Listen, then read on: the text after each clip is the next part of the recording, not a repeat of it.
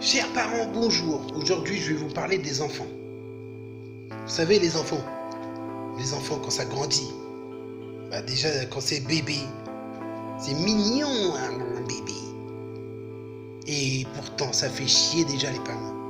Eh oui, il faut leur faire la couche, il faut leur donner le biberon, il faut leur faire le rototo. Hein? Et ouais. Et après, il faut les bercer. Après, c'est comme ça, un enfant, quand il voit qu'un parent s'en occupe, il grandit, il apprend.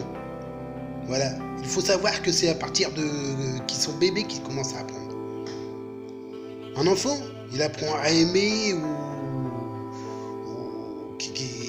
il apprend à marcher et à amadouer aussi, à amadouer ses parents.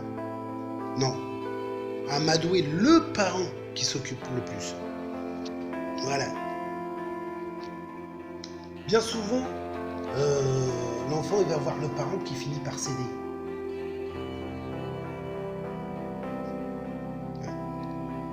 Un enfant, c'est intelligent. Il sait quel parent aller voir. C'est celui qui donne de l'amour. L'enfant de maintenant, il est ingrat. Il est capricieux. Même pire que ça, c'est celui qui devient ado qui est pire. Un ado, quand tu lui dis non, l'ado, il te transforme le non en oui. Sérieux. Je sais pas si tu sais, mais l'ado, quand il dépasse la limite, tu sais, genre il t'a manqué de respect, t'as ta main, elle lui tombe dessus, tu sais, clac, parce qu'il te manque de respect. Mais des fois, tu la retiens ta main. Parce que l'ado, tu l'aimes tellement. L'ado, tu l'aimes tellement, mais ta main, tu finis par la retenir. Ta main, tu finis par la retenir et tu lui dis « File dans ta chambre, tu m'énerves, dégage !» Le pire, c'est quand t'es un parent comme moi. Tu sais, le parent qui est solo et qui fait le rôle des deux parents, tu sais, le père et la mère.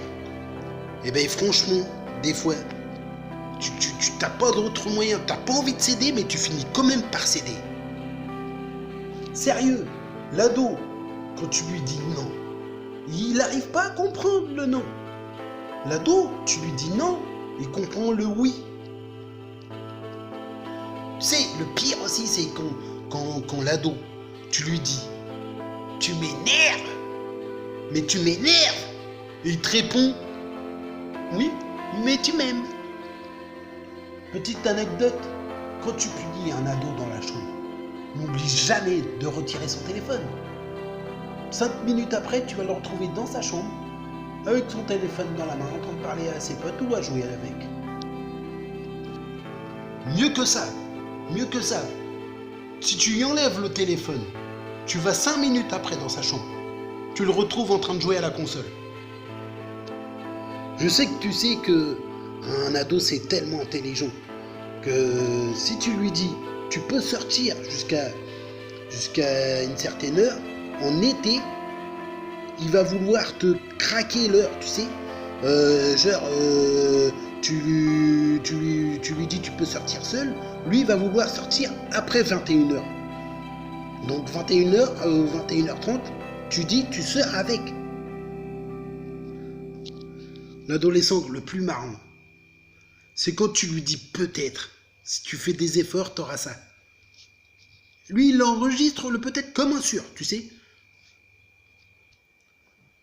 Franchement, un ado, faut même pas lui faire de petites promesses que tu peux pas tenir de suite. Sinon, tu l'as dans l'os. Le truc, c'est qu'il faut éviter de faire une promesse, de prononcer ce mot devant un ado. Tu sais, tu contournes le mot. Le mot promesse, tu le contournes. Voire tu l'évites direct ce mot.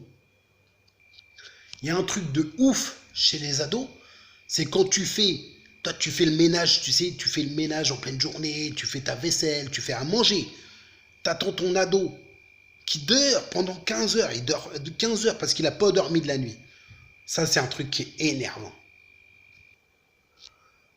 Faut voir comment ils sont feignants, les ados de maintenant. Sérieux, quand tu leur demandes un petit coup de main, ils te répondent toujours. Attends, je suis occupé. L'ado, c'est sûr, il est trop occupé. Ah oui, le mec, il est occupé à jouer sur son téléphone, à jouer sur sa tablette, à jouer sur sa console et parfois à dormir. Ça fait déjà beaucoup de choses que j'ai sur les ados. Et le pire, c'est que bientôt j'en aurai un deuxième. C'est pas grave. Quoi qu'il en soit, moi j'aime mes ados. J'espère que vous aussi vous aimez vos ados. Je vous dis à bientôt. Bye.